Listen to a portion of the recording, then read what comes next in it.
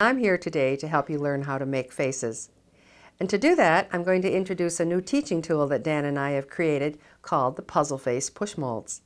These are a tool to help you learn how to see and to learn how to make the individual parts for the faces.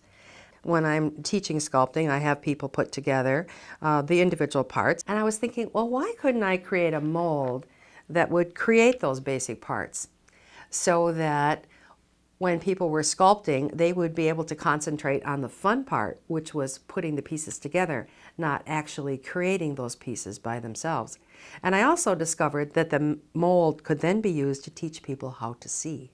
Look at this one. I filled up the nose, but I have extra clay on the outside. But let's see what that nose looks like when I pull it out. See all of this extra little overhanging clay that's on the outside? That's apt to get in the way of a nice, clean, detailed sculpture.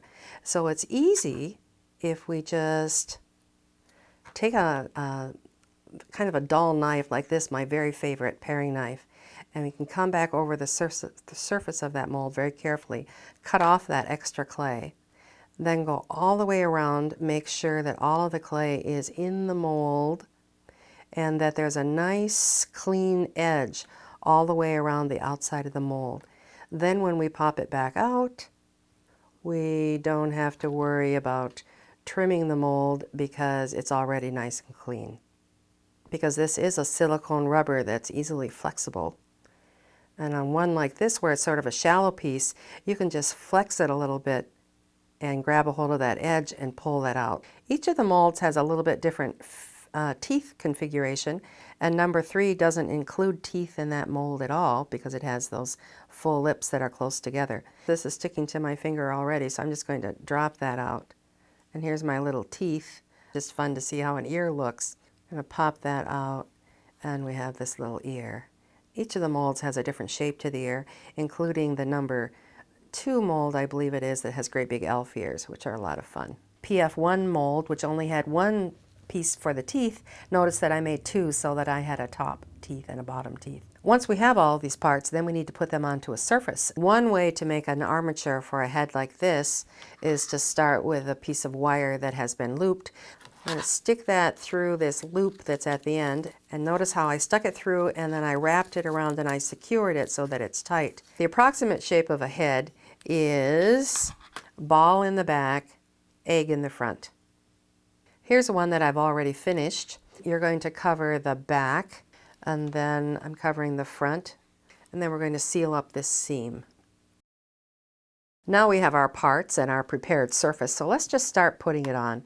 It's fun just to do it and see what happens. So I'm just going to lay these pieces on there. I'm going to use eyeballs that are just raw pieces of white clay that have been rolled. Parts for both of these faces were made from the same mold.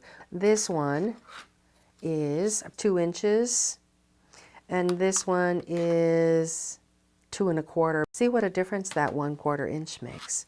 These 5 heads are all made using the same mold, PF1, but the sizes of the heads are different, and the relationship of the parts become a little bit different because of that. To give you an idea of just a few of the faces that you can make from some of the other molds, this is PF2, which is called With Smiling Face and Elfin Ears, and they definitely are big ears. These 3 faces are made with PF3, and notice that the one on the left has lots of lines where nothing was blended in, while the one in the middle, all of the lines were blended. This mold has no teeth, but it has those full lips. This is PF4 with flashing smile and 4 eye variations. PF4 has 4 different eye cavities in it, which makes this a lot of fun. One of the fun things to do with the teeth from these molds is to make the teeth and bake them, and notice that I've baked them on a curve. Then we can take the lips and put over that. Corners of the upper lip go over the corners of the bottom lip on top and bring it together. Here's one of each of the Puzzle Face push molds, 1 through 4. And I thought it'd be fun to see them next to each other and then maybe to switch some of the parts around. Okay, here we are again, back at the ones that are changed. What I did was change noses. Here's number PF3, and it has number 1's nose. Here's PF1 and it has number 4's nose. Here's PF2, and I tricked you on that one. I didn't change anything. And here's PF4 and it has number 3's nose. Now in some cases I had to stretch the nose a little bit to make it fit, and in others, especially in this one right here, I had to squash the nose down a little bit to get it to fit into that space. Now we could change all of the parts and we'd have lots and lots of variety of characters. That's part of what makes this so much fun. The place that you put the features matters as much as the shape of the features in determining how someone looks. Look what happens when I just make this one change. Moving the parts around, putting them high on the head, low on the head. Try lots of different ways of doing it. Well, I hope you learned a lot of things about sculpting faces and some new things about seeing faces. Happy sculpting!